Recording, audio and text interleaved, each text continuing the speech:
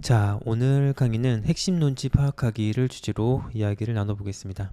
핵심 논지 파악 및 이것과 관련된 몇 가지 토픽들을 다뤄볼 거예요. 자, 오늘 강의의 목차 한번 봅시다. 논지 파악하기에 관련된 이야기를 먼저 나눌 거고, 그 다음에 주장 비교하기, 세 번째로 빈칸 채우기 각각 알아보도록 하겠습니다. 자, 먼저 논지 파악하기부터. 논지를 한자로 풀어보면은 논은 의논할 논, 지는 뜻지를 뜻해요. 그래서 무언가를 의논할 때 무엇에 관해서 의논하느냐, 그걸 이제 논지라고 할 수 있는데, 우리가 문제를 풀 때는 주어진 글에서 글쓴이가 주장하고 있는 말의 취지라고 이해를 해주시면 됩니다. 그럼 문제에서 논지를 묻는다고 할 때 우리가 어떤 식으로 접근할 수 있을까? 다음과 같은 사항들을 주의해 주세요. 첫 번째, 사실과 의견을 구분해야 합니다.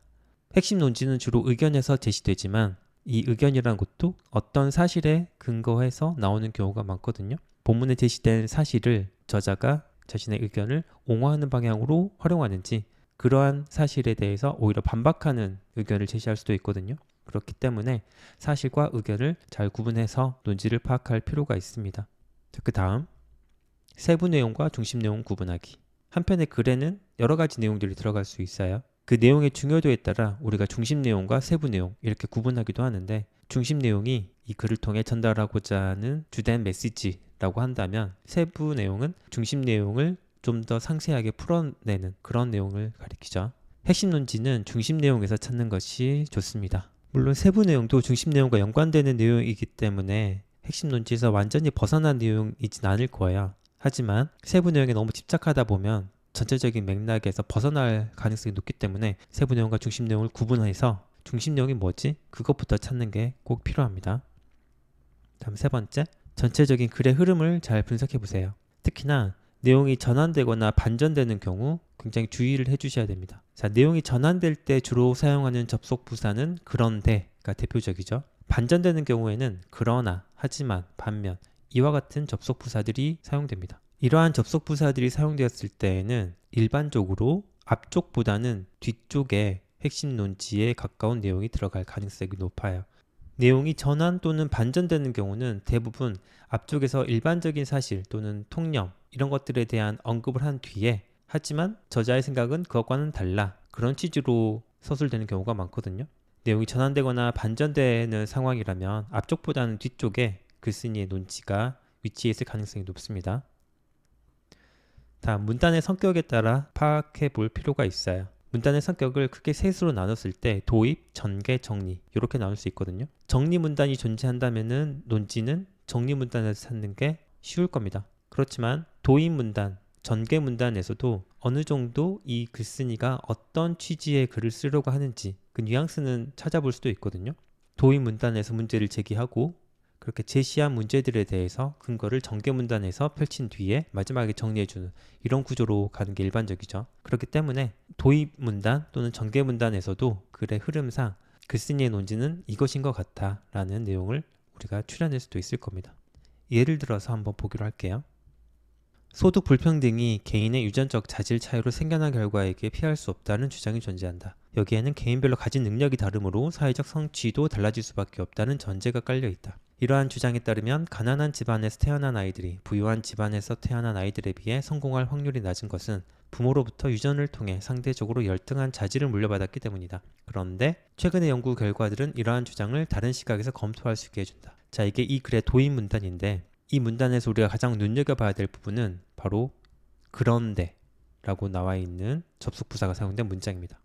자, 그런데 앞쪽까지는 소득 불평등이 개인의 유전적 자질 차이로 생겨난 결과에게 피할 수 없다는 주장에 관련된 내용을 쭉 서술해주고 있어요. 그래서 이러한 주장이 어떤 내용을 담고 있는지, 어떤 결론을 도출하고 있는지 그런 내용을 쭉 서술하고 있죠. 그런데 이후 문장에서는 이러한 주장에 대한 다른 이야기를 하고 있죠. 내용이 전환되고 있어요. 최근의 연구 결과들은 이러한 주장을 다른 시각에서 검토할 수 있게 해준다. 자, 그럼 글쓴이가 이야기하고자 하는 바는 앞쪽에서 인용한 주장에 관련된 내용보다는 이러한 주장을 다른 시각에서 검토할 수 있게 해주는 최근의 연구 결과, 이런 쪽에 좀 더 관심이 있구나, 그걸 우리가 알 수가 있어요. 그럼 어떤 연구 결과들이 나올까? 다음 문단에서 제시가 되고 있어요.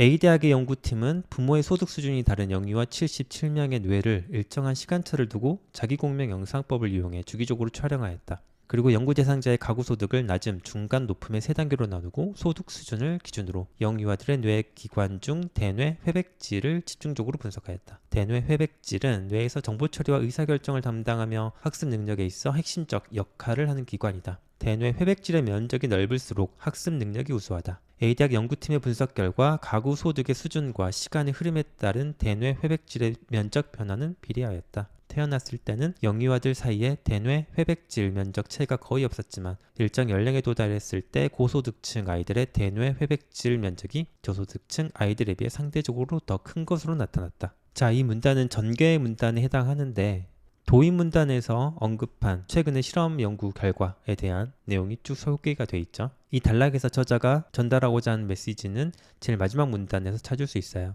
바로 태어났을 때는 영유아들 사이에 대뇌 회백질 면적 차이가 거의 없었지만 일정 연령에 도달했을 때 고소득층 아이들의 대뇌 회백질 면적이 저소득층 아이들에 비해 상대적으로 더 큰 것으로 나타났다. 이 부분이죠. 즉 태어났을 때는 별 차이가 없었는데 시간이 지나고 나니 고소득층과 저소득층 아이들에게 약간의 차이가 나타났다. 그런 의미인 거예요.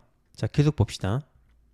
사회 경제적 수준에 따라 발달 차이가 나는 뇌 기관은 대뇌 회백질만이 아니다. 인간의 뇌에서 언어적, 의식적, 기억을 담당하는 기관은 해마인데 이것이 학습 과정에서 핵심적 기능을 담당한다. 해마는 스트레스 호르몬에 영향을 받는다. 스트레스 호르몬은 고용불안, 생계불안 등의 문제에 지속적으로 노출될 때 증가하며 이는 결국 해마의 정상적인 발달을 저해한다. 저소득층 사람들은 이러한 문제들에 빈번하게 노출될 수밖에 없으며 이는 저소득층 가정에서 자라나는 아이들 역시 마찬가지다. 실제로 저소득층 아이들은 고소득층 아이들에 비해 해마의 크기가 상대적으로 작은 것으로 나타났다. 자, 여기서도 핵심 문장은 제일 마지막 문장이라고 할 수 있는데 실제로 저소득층 아이들은 고소득층 아이들에 비해 해마의 크기가 상대적으로 작은 것으로 나타났다. 이 부분이에요.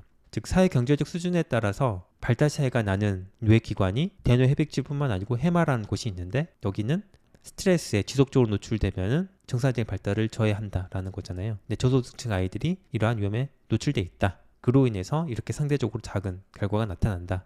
여기까지 내용이 연결되는 겁니다. 자, 그럼 마지막 정리 문단 한번 볼게요. 이러한 연구 결과는 사회 경제적 수준에 따라 학습 능력을 담당하는 뇌기관의 발달 정도의 차이가 있음을 보여준다.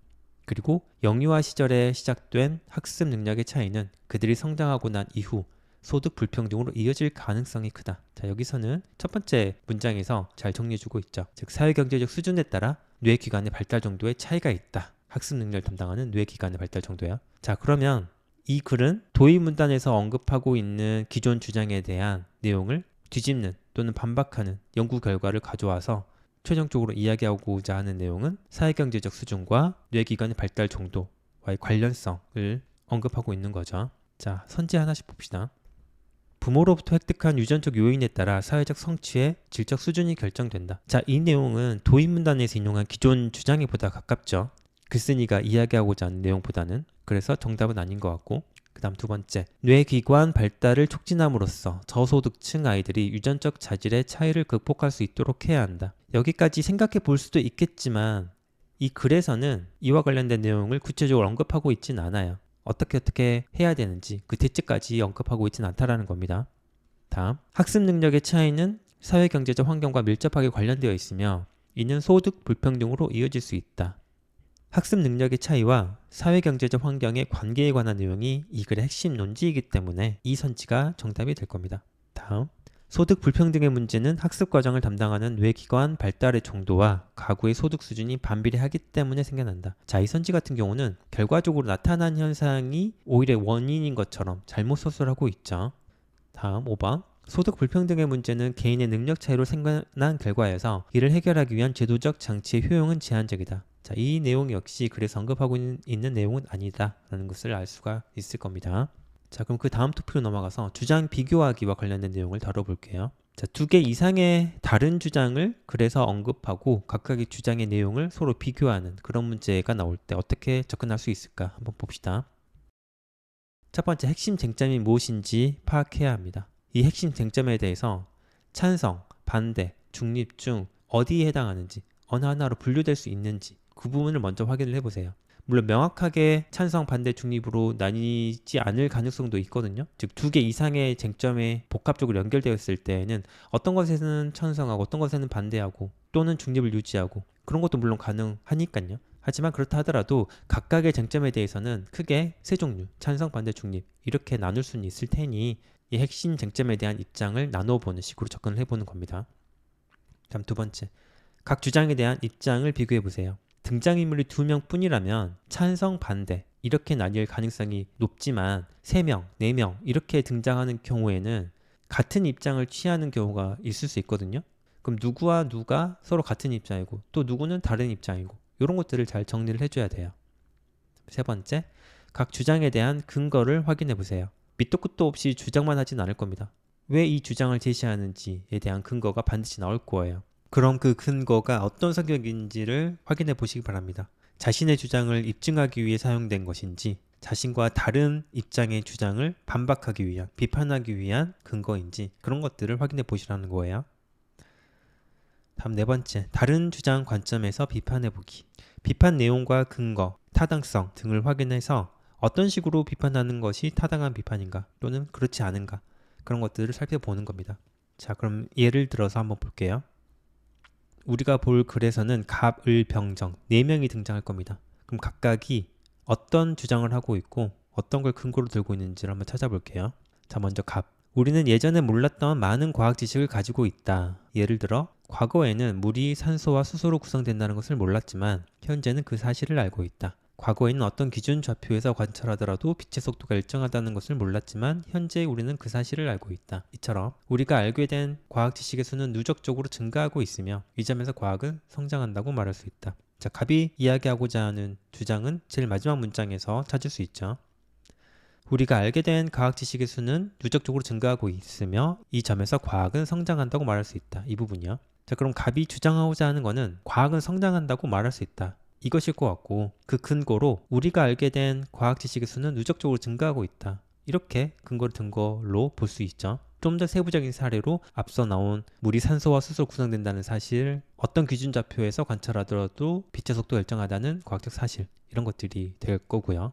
을을 봅시다. 과학의 역사에서 과거에 과학 지식이었던 것이 더 이상 과학 지식이 아닌 것으로 판정된 사례는 많다. 예를 들어 과거에 우리는 플로지스톤 이론이 옳다고 생각했지만 현재 그 이론이 옳다고 생각하는 사람은 아무도 없다. 이런 점에서 과학 지식의 수는 누적적으로 증가하고 있지 않다. 자, 을의 주장도 제일 마지막 문장을 보면 알 수 있죠. 과학 지식의 수는 누적적으로 증가하고 있지 않다라는 게 을의 주장이에요. 자, 그러면 이 주장은 갑의 주장과 비교를 했을 때 어떤 부분이 다르냐? 갑은 우리가 알게 된 과학 지식의 수는 누적적으로 증가한다 라고 했는데 을은 그렇지 않다라고 반박하고 있죠. 갑과 을은 이런 부분에서 의견이 다르구나 라는 것을 확인할 수 있을 거고요.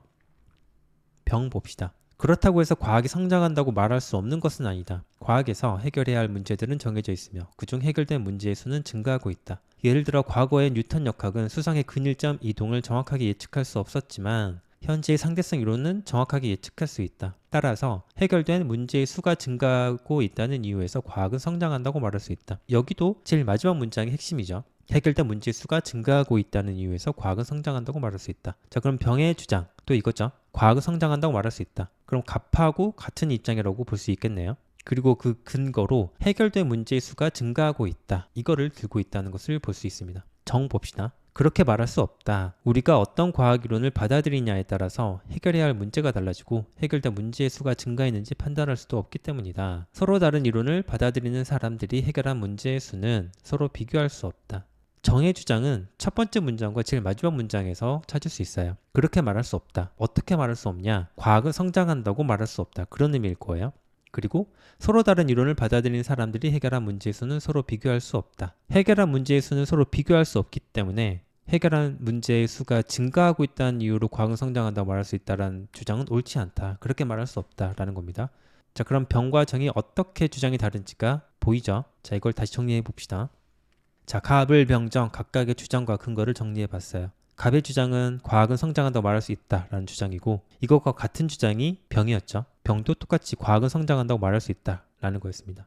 하지만 근거는 좀 달라요. 갑이 내세운 근거는 과학 지식의 수는 누적적으로 증가하고 있다 였던 반면에 병은 과학에서 해결된 문제의 수가 증가하고 있다 였어요. 그래서 그 근거는 약간 좀 다르구나 라는 것을 알 수가 있고 을은 뭐라고 하고 있냐? 과학 지식의 수는 누적적으로 증가하고 있지 않다고 주장해요. 그리고 그 근거로 과거에는 과학 지식이었던 것이 더 이상 과학 지식이 아닌 것으로 판명된 사례를 이야기하고 있죠. 예를 들어서 플로지스톤 이론 같은 거 말이죠. 반면에 정 같은 경우는 과학은 성장한다고 말할 수 없다라고 이야기를 해요. 갑하고 병과는 다른 주장을 하고 있죠. 그리고 그 근거로 뭘 들었냐? 어떤 과학 이론을 받아들이냐에 따라 해결된 문제의 수가 증가했는지 판단하는 것은 달라진다. 즉 병의 근거에 대한 비판을 하고 있구나. 이렇게 우리가 판단해 볼 수 있을 겁니다. 자, 이처럼 주장을 비교하실 때는 각각의 주장이 뭐고 근거가 뭔지부터 명확히 정리를 해 두셔야 돼요. 그렇게 해야 누가 누구의 주장 또는 근거를 비판하고 있는지, 누구와 누가 서로 같은 주장을 하고 있는지 또는 다른 주장을 하고 있는지, 근거는 또 어떻게 다른지 이런 것들을 우리가 판단할 수 있기 때문에 그렇습니다. 자, 그럼 다음 토픽으로 넘어가 봅시다. 빈칸 채우기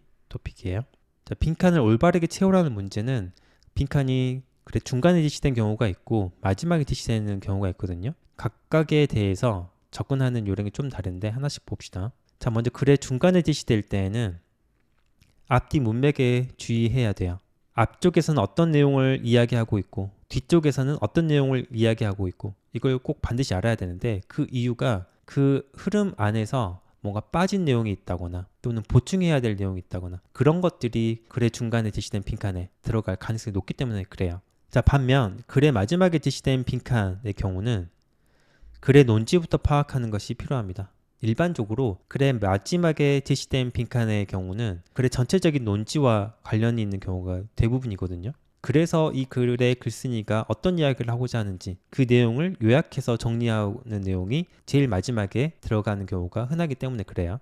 자, 그럼 좀 더 구체적으로 어떤 것들을 우리가 조심해야 될까? 글의 중간에 제시된 빈칸의 경우는 생략된 조건은 없는지, 생략된 전제가 있는 것은 아닌지 그런 식으로 접근을 하셔야 되고요. 글의 마지막에 제시된 빈칸의 경우는 최종 결론은 뭐고 해결책은 무엇인지 그런 것들을 찾으시면 되겠습니다. 자, 예를 들어서 한번 볼게요.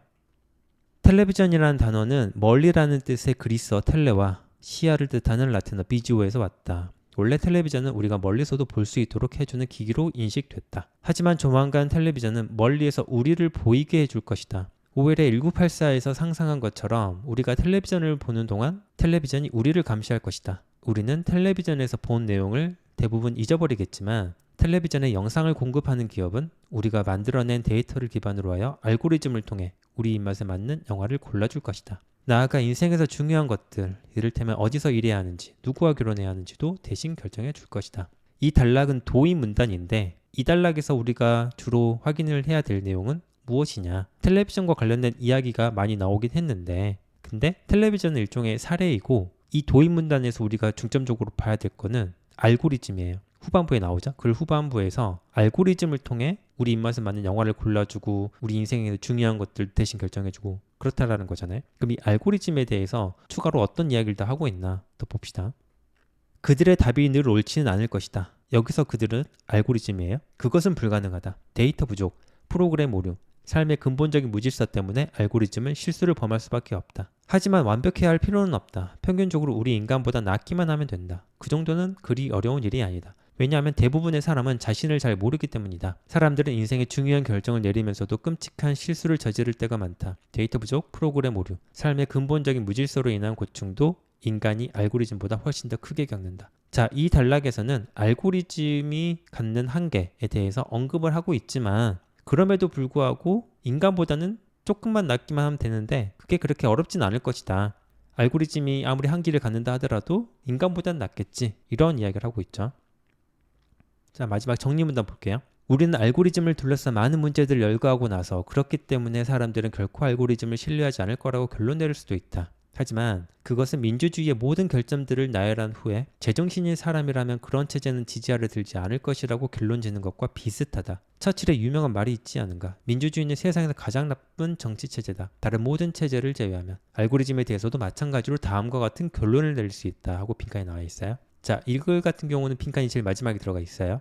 이 정리문단을 보니까 정리문단에서는 알고리즘과 민주주의의 유사한 점을 제시하면서 최종 결론을 내리고 있네요. 그러면 민주주의에 대한 결론과 유사하게 알고리즘에 대해서는 어떤 결론을 내릴 수 있을까? 선지를 하나씩 봅시다. 자, 1번. 알고리즘의 모든 결점을 제거하면 최선의 선택이 가능할 것이다. 자, 앞서 본 내용에서 우리는 알고리즘의 모든 결점을 제거하는 것은 불가능하다. 이런 내용을 우리가 찾을 수가 있어요. 그래서 1번은 적절한 내용이 아니죠. 2번. 우리는 자신이 무엇을 원하는지를 알기 위해서 점점 더 알고리즘에 의존한다. 틀린 내용은 아니에요. 제시문의 내용과 부합해요. 하지만 이 내용을 최종적인 핵심 논지 또는 결론이라고 하기에는 좀 부족하죠. 게다가 정리문단에서 이야기하고 있는 민주주의와 같은 결론 이런 것과는 약간 좀 거리가 있기 때문에 2번도 정답은 아니에요. 3번. 데이터를 가진 기업이 다수의 사람을 은밀히 감시하는 사례는 더 늘어날 것이다. 자, 이 선지도 제시문의 내용과 부합하긴 합니다. 하지만 그렇다고 해서 이것을 최종 결론으로 이야기하기는 어렵죠. 4번. 실수를 범하기는 하지만 현실적으로 알고리즘보다 더 신뢰할 만한 대안을 찾기 어렵다. 이 내용이 핵심 논지로 볼 수 있죠. 현실적으로 알고리즘이 가장 나은 대안이라는 것이 핵심 결론이기 때문에 민주주의에 대해서도 비슷한 결론이 나왔었잖아요. 다음 5번. 알고리즘이 갖는 결점이 지금은 보이지 않지만 어느 순간 이 결점 때문에 우리의 질서가 무너질 것이다. 이 내용은 그래서 언급하고 있지 않죠. 그래서 이 문제 정답은 3번이 되겠습니다. 자, 지금까지 논지 파악하기, 주장 비교하기, 빈칸 채우기와 관련된 이야기를 쭉 나눠봤어요. 주장을 비교하고 빈칸을 채우는 것도 결과적으로는 논지를 파악하는 것의 연장선에 있다라는 것을 염두에 두시고 학습해 주시면 좋겠습니다. 그럼 다음 강의 때 또 만나요.